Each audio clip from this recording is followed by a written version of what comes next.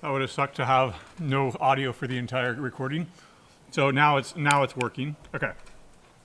So anyway, hopefully this will get fixed by Wednesday. If not, then we'll just deal with recordings from now on. But in any case, and I don't know why that seems to be warming up. In any case, today we'll start talking about file I/O. In some ways, it's very, very easy in that you know how to do file I/O already. You know how to do a little bit of it. When you read in from a user, right, you're basically reading in from a file, the keyboard. When you print something to the standard output using printf, you are printing to a file. The standard output happens to be a file, right? Usually when you think of a file is a unit of stored memory, usually on disk, but it doesn't have to be like that. It can be stored in memory, right? So directories are files. Programs are files, both when they're stored in binary on a system, but also when they're being run and they're resident in memory. Buffers or sockets are also files. When one computer needs to talk to another computer across the network, they open up what's called a socket. And a socket is nothing more than a file. You want to send, computer A wants to send to computer B, they write to this socket and it gets sent. If they want to read it on the other end, they read from that file, and that's how they're receiving that data, right? Let's see. Let me just check to see if it's blanked. Maybe that'll come up. There we go. All right. So ignore that. Cancel. There we go. All right. Now we've got both sides. Yay. Anyway, files can be read, which when we read from a file, we're talking about file input. When we write to a file, we're talking about file output. So this is file I/O, input and output. Files might be purely binary, like for the image, for example, the image files that you were playing around with. It was just a bunch of pixels, a bunch of zeros and ones. We brought in a library to take care of all that stuff for us, to decode and take care of those images. Or they can be plain text files containing ASCII text. They may or may not even be for human readers, for human consumption, right? If you take a look at this CSV file over here, which we've briefly looked at before, this is not intended for humans to read. If you wanted to present this data to an actual human, you would want to put it into some sort of a table that is nicely formatted and has column after column after column. And if we'd had internet, I would show you what one looks like, an HTML table. But you can imagine what they would look like. They wouldn't have commas. Instead, they would have, column, column, column. You would have row, row, row, and then you would have maybe a little bit of coloring offset, right? A dark shade here, a light shade here, alternating each one of those rows so that it's nice and visual to a human consumer. The vast majority of files, however, are not for human consumption. In fact, they're completely different formatting. XML files, which you'll be playing around with tomorrow in lab. JSON files, JavaScript object notation. That's another way of representing data. Or base64 encoding, right? This all goes into what's called electronic data interchange. Because you want to be able to write a program to read and write data, and then take that data and transmit it to another computer that might not even be written in the same language that you wrote the original program in, right? You can generate data in a C program on a Linux system, transfer it over to a Windows system using C#, and you should be able to communicate back and forth electronically, electronic data interchange, transferring data from one computer in one technology to another computer in a completely different technology, right? When we work with files, we're going to follow these same three basic steps. 1, you open the file. 2, you process the file. 3, you close the file. This is exactly how you would use a file on any system. If you open up a Word file, right, you open it up, you start typing your 5-paragraph essay or whatever, then you close the file, which automatically saves it, right? We're going to follow the same basic process here. What happens if you just shut off the computer without closing the file properly and saving it, right? You cross your fingers and hope that all that text that you wrote is still there. Well, as forgiving as Word is, C ain't, right? If you don't follow one of these processes, or if you don't follow all 3 of these steps, you could have corrupted data, right? If you don't follow the first step, right, then obviously you're going to get a segmentation fault. And even other things could go wrong with respect to opening up a file, okay? All right, so let's go ahead and get started with opening a file because that's the first step. Right? In C, a file is represented as a pointer. Let me give myself some more room here. Thanks. There we go. All right. All uppercase F-I-L-E. And it is a pointer. Why is it a pointer? Well, because it's going to be pointing to a file in memory location. When you open it up, it's pointing to the beginning of the file. You're going to read this either character by character or line by line. As we read character by character, it advances in the file as I'm doing right now. It'll read the first character, then advance to the next character, then advance to the next character, which is an inline character in this case, advance to the next character, next character, next character, next character. It is a pointer to a memory location containing this file, and that's why we treat them as pointers. Right? To open up a file, you use file open or just simply fopen. Okay? And there are two arguments. Right? Dot, dot, dot. The first argument is the path and file name, path and file name of the file you want to open. Right? And the second is the mode. Right? The mode is going to be either one of the following, right? R or W. Ooh, there we go, W. Now note here that I'm putting these in double quotes. Why? Because it is a string. You can have modifiers to this. That's for writing and appending, I think it is, or maybe it's like this. Or reading in binary instead is also supported. So there are some modes that are more than one letter. We're not going to do that, though. We're going to keep it simple and only do reading and writing. And if it's R, then it's going to be reading. And what kind of file interaction is that? I'm reading from the file, so this is going to be input. Well, if R stands for reading, what do you think W stands for? Writing, right? And writing is going to be file output, right? So those are my two modes that I'm going to be opening these things up in, right? What if it fails? If the opening fails for whatever reason, right, it will fopen, I should say, fopen returns ... guess. If it returns a file pointer, what is the only pointer that indicates something went wrong? Null, right? It returns null. There we go. And you can check for that to see if the file opening worked. So let's go over here to this demo here. And I'm in the current directory demo and books.csv file right here. So let's go ahead and open that up. File, F. You can call this input. You can call this file. Actually, that's a bad name because it's the same as the type. F is fine, or input file, or whatever. I'm going to keep it simple and just call it F. Right? It's a file. Right? Is equal to fopen. Now, I provided two arguments. The first is a file that you want to open. If I want to open up books.csv, I can do it like this. Books.csv. And I want to open it up to read it. So I will use a read mode here. Right? I can check to see if it worked. If F is null, then obviously it didn't work. Printf, error, cannot open file, unfortunately. And then exit out or something like that. Right? Otherwise, else printf success, opened file. And I can actually do something with it. Now, to do, actually process the file. We'll get back to that. I'm going to jump ahead immediately to, what's the third one? Closing the file. That's really easy. Closing a file. Right? Failure to close a file can result in undefined behavior, data corruption, etc. Right? 99 times out of 100, you're going to be fine. It's that one time out of 100 where something is really important and you end up losing data. So always make sure that you close a file. Always close a file when you are done. Using, what do you think? Fopen opens a file, so fclose closes a file. Right? Over here, that would look like fclose F. Right? There we go. Success.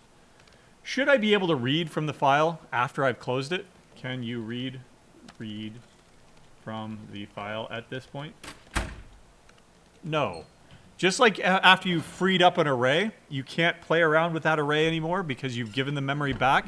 You have cleared up memory here as well. You've freed up the file, right? You've closed the file. If you want to, you can always reopen it if necessary. ... Right? So if you open it up once, process it, close it, it's fine. Go ahead and open it up a second time. Process it for a second time if you want to, as long as you close it at the end. So make sure that you are done. When you're done, you close it. After it is closed, you can no longer interact with it. So be careful. All right. Let's go look at some gotchas here. So I'll go ahead and keep the close and the to-do here because we're going to come back to that. But I opened this up for reading. Actually, let's see if it works, right? GCC demo. We didn't actually test this, did we? There we go. Success. Open the file. Why? Because it's right there. It lives right alongside of it, books.csv. Right? What if there's a file that does not exist? Movies.csv for reading. Right? Do you see a file like that there? Nope. So let's go ahead and try opening that. Cannot open file. Why? Doesn't exist, right? Things can go wrong, right? Failures, right? Things can go wrong. If the file does not exist, you cannot open it for reading, right? What's something else that could go wrong here? So let me, I think we've got an Etsy password file here. Yep, there we go. So here's the Etsy password file. This is my personal computer here, so I'm the only user, the real user, but there are a whole bunch of other users here. Let me see if I can find myself. Crap. Seaburg. Oh, nope, I'm not in there. Crap. Okay, apparently I'm not in there. So who is in there? Okay, I'm not actually an official user. That's because OS X does things differently. But there's root. A bunch of information is there about them. There's the system administrator. There's their home directory, and there's their default shell. This star right here is their password. It's been redacted, right? So I shouldn't be able to see that. There's another file called Etsy. It should be Shadow, isn't it? Nope. Okay, I'm on the wrong system here. And if I had been on the CS50 Ubuntu, we would have been seeing these files. So instead, let's go ahead and go over to CSE. SSH. Oops. Why am I recording? Because we don't have internet. Never mind. Duh. All right, so I'm going to have to do it here instead. Touch super secret file .txt. There we go. Now what I'm going to do is I'm going to shut off all permissions to this file. Chmod it. That's change permissions basically. I forget what it is. 000 super secret file. There we go. Actually, no. Let me change that back to 755 so I can play around with it. 755. There we go. And let's go ahead and put something in it. My password is, what's the most common password in the world? 1234 or password, right? Or password 1234 if it's requiring a mix of numbers and stuff. There we go. I'll go ahead and put that in my super secret file right there. Okay. And then what I'm going to do is I'm going to chmod it so that I can't read it now. Let me try to open it up over here. Uh-oh, permission denied. All right. I'm not going to be able to open it up in my editor. I certainly cannot look at it as my super secret file right here, permission denied. And certainly if I tried to open this up for reading over here, there we go, and run this program, obviously cannot open file. So if you don't have permissions, that's another failure, right? If you do not have permissions to open the file for either reading or writing, because you can make a file that's read only, right? So that nobody else, mucks with it, or not even yourself mucks with it. Reading or writing, then it will not open, right? Okay. So lots of stuff can go wrong. It cannot exist, in which case you can't read it. You might not have permission to do so, et cetera, et cetera. Right? You know what? Let me try one more thing. Demo.c for writing. There we go. Am I going to be able to open up myself for writing? Let's try it. GCC a.out. Open a file. Did I do anything with it? No, I opened it up for writing, W, and then I immediately closed it. Uh-oh. Looks like I've got some typing to do. Right? Why? What did I do? I just blew away all my own code. Right? That's why I cut and pasted it to the clipboard so that I wouldn't lose that. Right? Be careful. Opening up an existing file, opening an existing file for writing, overwrites any content in the in the file. There is no undo, right? There is no recycle bin. There is no undelete. There is no going back, period. Once you've pulled that trigger, that's it. That file is gone. Okay? That's why I copied it to the clipboard so that I wouldn't lose all that. Okay? Some other things to be aware of is that you can use other items. You can use relative and absolute file paths. So, for example, you can fopen foo.txt for reading, opens the file foo.txt in the current directory. But you can also do the following. Foo hack01 foo, right? Opens the file one level up in the subdirectory hack01 for writing, right? Or for reading, excuse me. There we go. So you can go up one level, then go down one level to hack1, and then get the file name foo in that directory. That's called a relative path, right? It's relative to the current working directory, relative path. You can use absolute paths. Absolute path. If you want to start, and where am I here? PWD tells you what the current working path is. So I could go ahead and cut and paste this entire thing and open it up, and it's in the current temporary directory here. But I'll give you another example here. Fopen, home, Ubuntu, right? Profile.txt or something, right? So that's an absolute path because it begins with a /. That's at the root system. Then in the subdirectory home, in the subdirectory Ubuntu under that, and then finally the profile.txt file within that. Right? And don't forget your mode. In this case, R or W. Right? So bad things can happen. Just be careful. Okay. Closing a file. We just did that. So let's do the easiest thing with respect to processing. To do that, I'm going to come back over here, and I'm not going to open up demo.c anymore.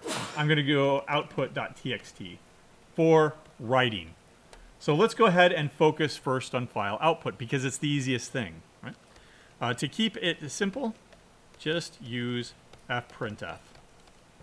So you know printf already. This is why I'm keeping it simple. What do you think the F in front of it stands for? Print it to a file instead. Printf, by the way, is printing to a file. What's that file? The standard output. The standard output is a buffer that gets dumped to the screen for a human user. Now we're just saying, well, instead of printing there, print to this file. Okay. The only difference, the only difference is that you provide the file pointer that you want to output to as the first argument. Okay. Everything else, you can use the same placeholders, you can use the same tricks, the modifier tricks that you've used up to this point. We know that this will be successful, so let's do some file output, writing. So let me give myself some variables here, 3.5, If I were just to do printf, hello world, how are you? Oh, you're right. I meant to be double. All right, there we go. Printf, a is equal to %d, b is equal to %f. Let's go 0.2f, and the line, a and b, right? Now I'll print it out to the standard output to show you that this works, right? GCC. And there it is to the standard output, right? I don't want it to go to the standard output. I want it to go to this file that I've just opened, fprintf and fprintf. And I will change the first argument to this function to the file that I want to output to, f. Okay? Recompile this, run it again. All it says is successfully open that file, because I'm no longer printing it to the standard output, am I? Now I'm printing it to the file. Let's open up that output.txt. There it is. Quick question here. How many lines are there? It says 3, but remember, there's an n-line character here going from the first line to the second line. In the second line, there's an n-line character going to the third line. Is there anything in that last line? Nope. So technically, there really only are 2 lines here, even though there's an n-line character here going to the third line. Right? Be careful with that. If you need to read a specific number of lines in a file, you probably need to go through and count them up, because what's the use of an empty string at the end? Right? However, if I did a whole bunch of spaces and then something at the end, now how many lines does that file have? Now it is definitely 12. Even though there's no n-line character on the last line, unless I put one there. Still 12, technically. Right? Okay? So the number of n-line characters is not an indication of how many lines there are in the file. Be careful. Okay? I'll go ahead and get rid of all this. There we go. Go back. All right? So once again, a.out. There. That n-line character is now back. All you need, everything that you know and love about printf can be used with fprintf. For that, let me go ahead and make sure that you have this example in the notes here. All right, there we go. I'll put it right here. And remember that it can fail, or if it fail to open up for writing. But if it exists already, it's not going to fail. It's just going to overwrite whatever is there. Right? It's only if you don't have permissions to write to that file. All right, now comes the hard part, which is still easy, but a little bit harder than just printing stuff. File input.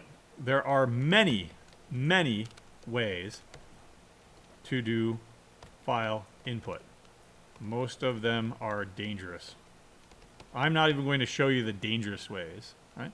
Instead, I'm going to keep it simple, and I'm going to show you 2 ways of doing it.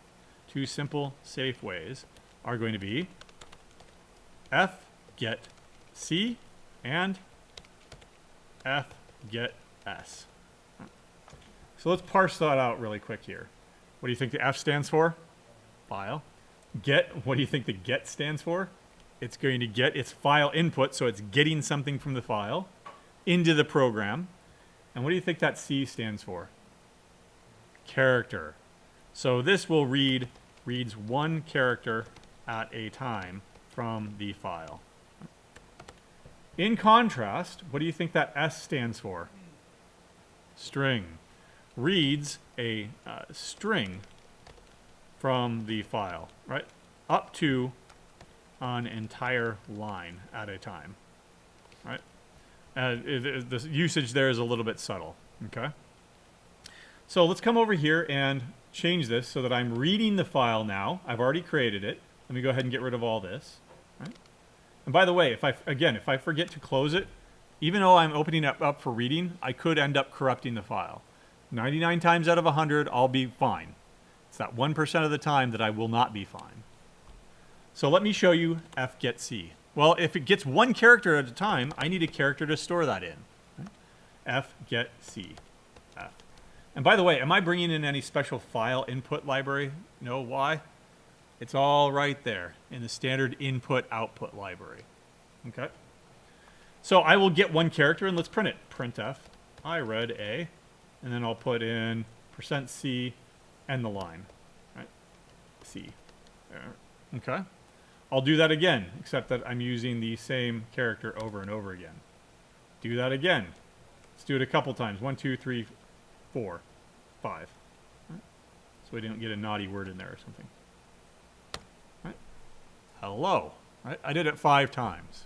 Right. Just keep doing like that. Copy, paste, copy, paste, copy, paste, copy, paste. Probably not. Right. So how does fgetc actually work? Right. Reads one character at a time. Right. After each read, it advances the file pointer to the next character automatically. Right? You don't have to worry about that, right? If you're looking at this file and you read a character, H, it'll automatically make the pointer go to the next character, E. Then it'll automatically make the next character, next character, next character. It'll advance it all the way. But when you get down to the end of the file, there is a very special character that it gives back to you called EOF. Right? When it reaches the end of the file, it returns EOF. Right? That is all caps. That is actually a macro. If you look at the ASCII text table, which I can't because there's no internet, you will find that this is not a character. Right? In fact, I don't know. I don't think I can do it here since this is not the CS50 IDE, but it's simply defined as -1. In fact, this is what it looks like. Define EOF to be EOF. End of file, right? That's what that stands for, to be -1. Right? It's just a macro, just like you would define pi, m sub pi to be 3.14159 ... or what is it? Corn per cubic meter or something, kilograms per meter or something like that. You would define that to be whatever that value is. This is defining the value -1. Are ASCII text values ever negative? Nope. Therefore, it uses this very special character to indicate the end of the file. That tells me that I can do a while loop instead. Right? So let's read the first character. Do I want to do a for loop or a while loop here? I'm going to want to go all the way to the end of the file. If I did a for loop, for int I equals 0, I is less than the number of characters in the file. Do I know how many there are? Nope. Not up front. So, what kind of a loop would you want to do? While loop. While the current character is not equal to that EOF character, what'll I do? Print out whatever I've read so far and set myself up for the next iteration of the loop by getting the next character. Okay? GCC. And now let's read it. Hello world, how are you? Blah, blah, blah, blah, blah, blah. What is that last character that was read? That end line character right there that goes to the next file. So if I wanted to count up the number of characters, what could I do? Int char count, right? Or counter. Started out at 0. Right? Now instead of printing it, what would I do? Every time I read one, I would say counter plus plus. Printf, here, let's print it after I've closed the file. Printf, I read %d characters. Okay, and counter. How many characters are in that file? 42 it looks like. Right? How could I verify that? I could get internet back and I could go to onlinecharactercounter.org or whatever it is, cut and paste the contents of that file, and it would tell me. Another way that I could do it is word count of, what was it, output.txt? There we go. That's the number of lines, the number of words, and the number of characters. I could also list out the length of the file. Right? It belongs to me. There's my group, and it is 42 bytes long. Right? It's 42 bytes big. Right? Why is it 42? 1 byte for 1 character. Right? I'm convinced that this works. Right? Of course, I wouldn't be able to do it with super secret file anymore. Right? All right. So I read that many characters. So if you need to say, you know, read in the entire contents of a file in one giant string, which you'll need to be doing on Thursday, what's one way that you could do it? go through the file once, count up the number of characters it has. Right? Then you can allocate memory exactly for that many characters. Go through it again and actually read in the characters into your string. Right? There are some other things. I think I have man pages on this. Man, seek. Yep. So seek and rewind are some other things. What you can do is you can start opening a file here, and what you can do is you can fast forward or seek all the way to the end, right? And it'll tell you how many bytes it read. You can rewind and go all the way back to the beginning. You can fast forward, say, 10 bytes and go over here somewhere using a variety of these functions here. Seek and rewind. And Fatel, I don't know what that one is. Why is it using this kind of nomenclature, rewind or seek? Right? It's kind of like like on Spotify, if you go fast forward 10 seconds or something like that through the ads, right, if you can, right? Or rewind, you go all the way back to the beginning of the song. Why do we still use the nomenclature with respect to music like that? So how did we consume music before iPods, CDs? How did we consume music before CDs? Tapes, right? Think about computers in the 1960s, 50s, 70s, right? That you see in a sci-fi film, right? There's these big giant mainframes. What do they got on them? Big wheels of tape, right? That's where memory was stored. Not on RAM, a little bit on RAM, not on hard drives, but on big giant tapes. In fact, to this day, even in 2023, the cheapest way of storing data is still tape backups, right? Because it's super, super cheap, super, super dense, right? It doesn't matter if your 5 terabyte hard drive is only $99. I can have hundreds of terabytes for the same amount of money if I use it all on tape, right? Trust me on that, right? Although it's not common to do that anymore, right? But that's why it's using seek, right? You're going fast forwarding or rewinding or something like that. If you want to use that stuff, great. Read the documentation, RTM, and use it. Right? But otherwise, I'm just going to read character by character by character here. Right? So I'll make sure that you have this in the notes here. Right? So you can read character by character by character using this example. Right? You can use fgets. There we go. To get up to an entire line of input at once, right? Entire. And this is basically how I do it all the time, right? If it's books.csv, I don't want to read this character by character by character. I want to get an entire record so that I can then put it into strtoc to process that record, right? So let's do that instead, all right? fgetc. Now it takes 3 arguments. Let me come over here, and so there are 3 arguments.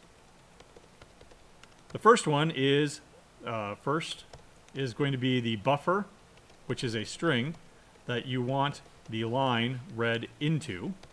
Right? It's gotta be big enough. So be careful.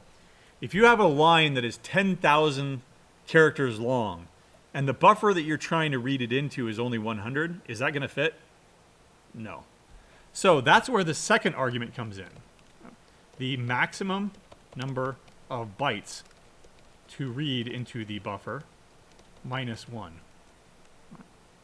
So let's do that over here. I need a buffer, char buffer. I'll make it 1,000, right? And I'm going to read into buffer at most 1,000 minus 1 characters, and the third one we'll talk about here in a second. Actually, the third one is what? The file that you're reading from. It's as simple as that. So why 1,000 minus 1? Because the null terminating character, right? Minus 1, because fgets inserts the null terminator for you. The actual behavior, terminator, there we go.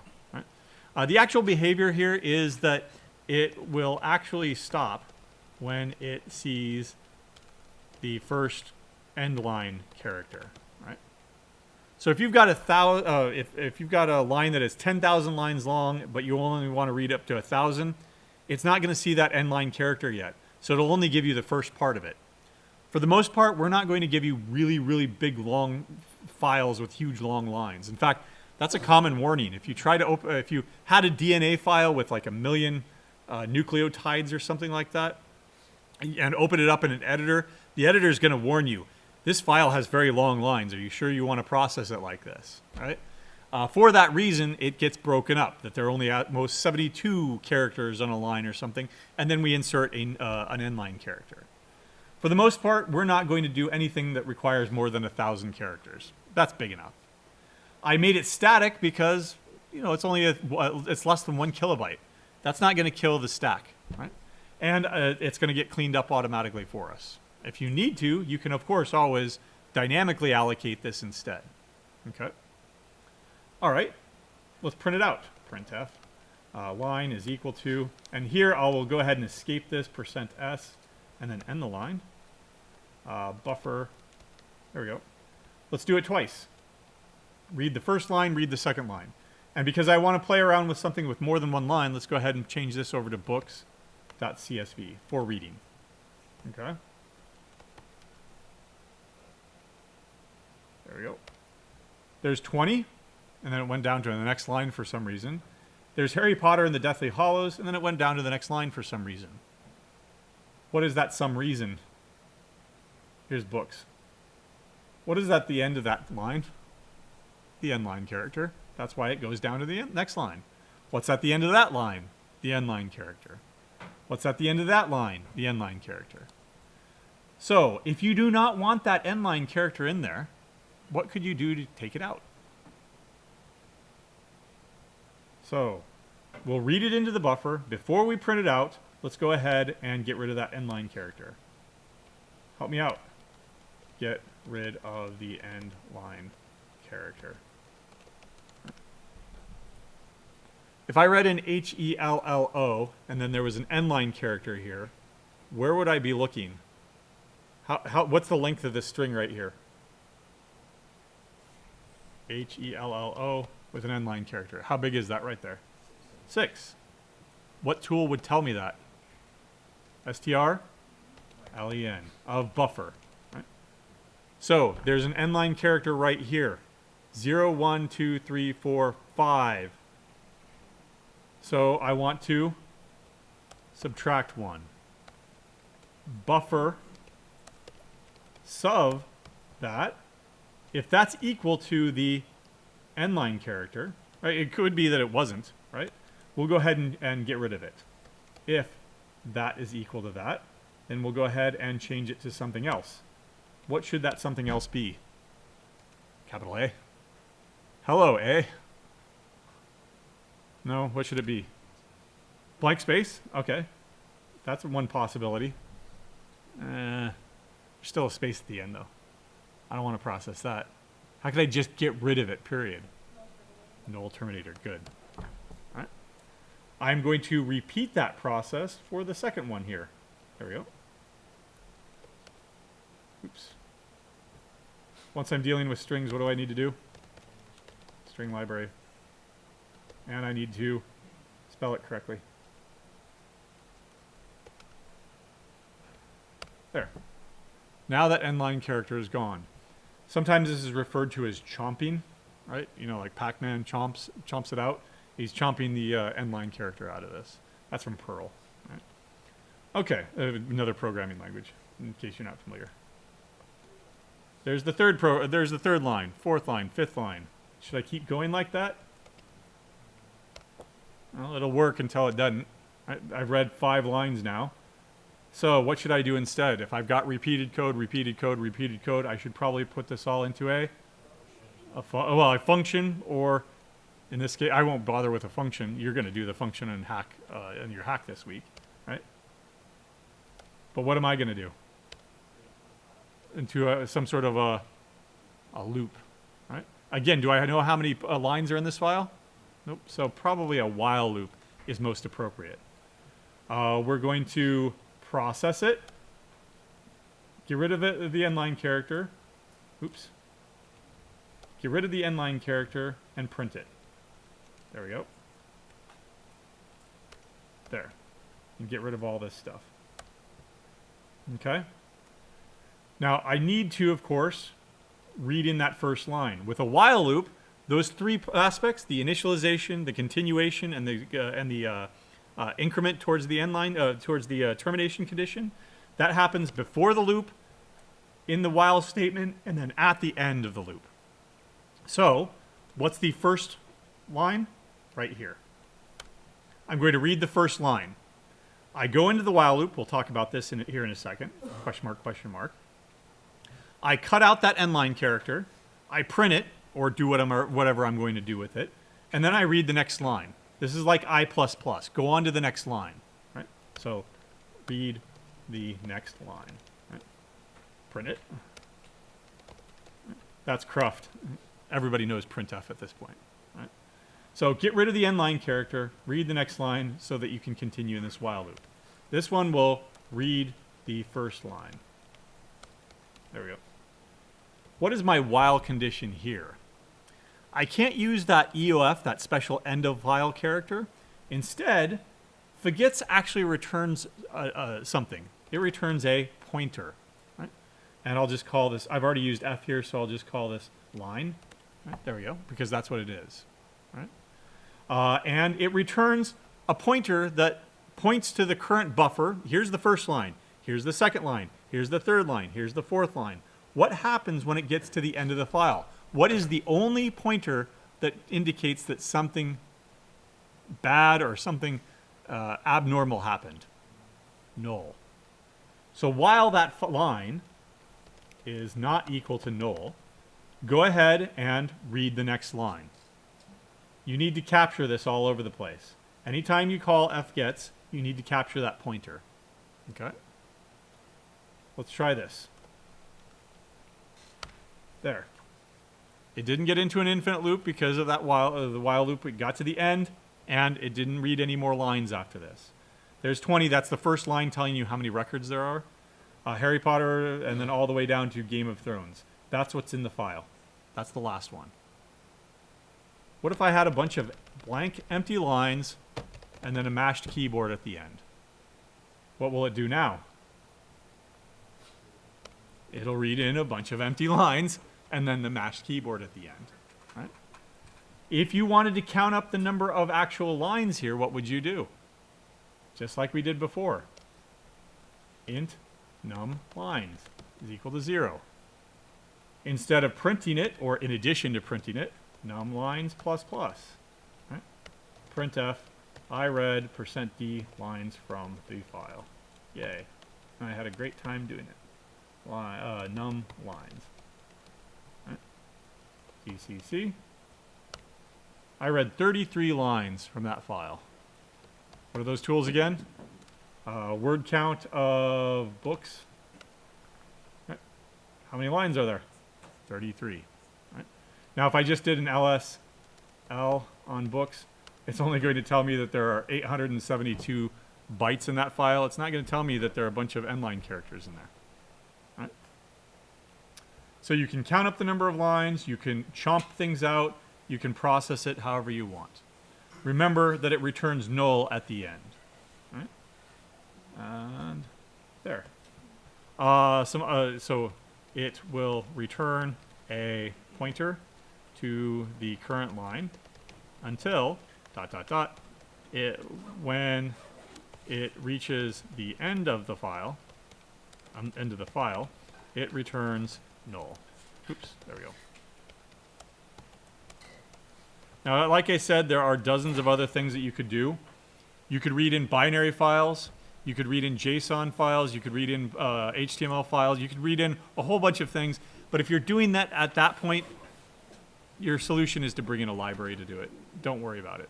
Right? That's what we did. Right? I didn't write that damn library to bring in images. I wrote the wrapper code because the way they did it was funky. They had one giant array instead of a two-dimensional array. And we wanted you to work with two-dimensional arrays. So I wrote the code to take their one-dimensional array and create it into a two-dimensional array. And then we also wrote the code to persist it back to an actual image file. But otherwise, I didn't write that from scratch. Somebody else did. Right? Always bring in a library to do it. Right. Any questions? No? Yeah, go ahead. Just a curiosity question. Uh-huh. What's the biggest piece of programming you ever worked on yourself?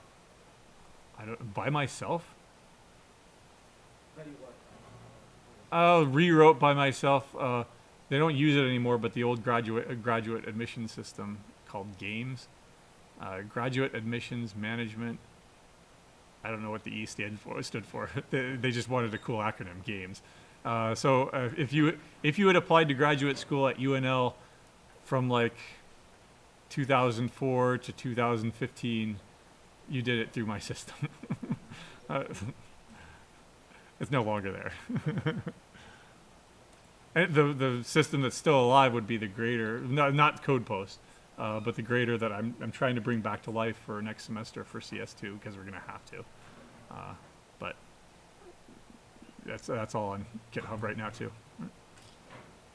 All right, then I'll see you next time.